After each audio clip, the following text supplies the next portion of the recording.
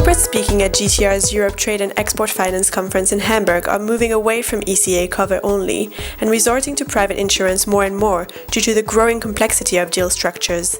For emerging markets, in the past, typically we have used a lot of ECA cover. In the last years it has changed a bit and we're using more and more, even with respect to emerging markets, private risk insurance.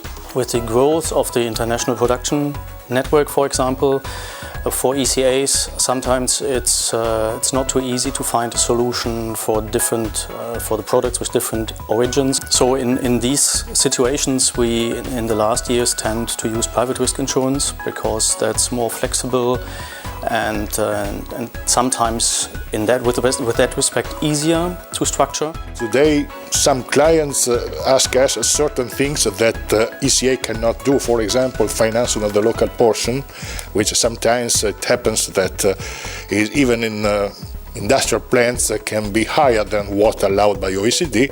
In that case, I think that a cooperation between private insurance market and ECA can be fruitful and positive. This shift is supported by the strong recovery of the private insurance sector, with capacity and appetite back to pre-crisis levels.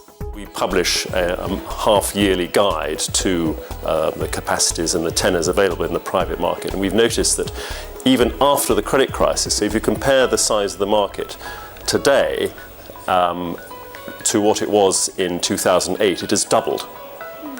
Which is a staggering development given the fact that after 2008 the market paid about $3 or $4 billion worth of claims. I mean, we're seeing now from a combination of banks, traders, exporters, upwards of 450 inquiries a month for insurance. So the demand is there. But many banks still prefer a more conservative insurance cover, so despite a slight decline, ECA's underwriting volumes remain high. 33 billion, I think, was our record in 2010. And now we are roughly at 25, 26 at the moment at the running rate. That's still way higher than it used to be prior to the financial crisis. ECAs are very much a growing part of our portfolio. I think last year they were about 30% of collaboration of our income figures. So it's very much a growing part of our book. I think collaboration is going to be the key for the private market in the future.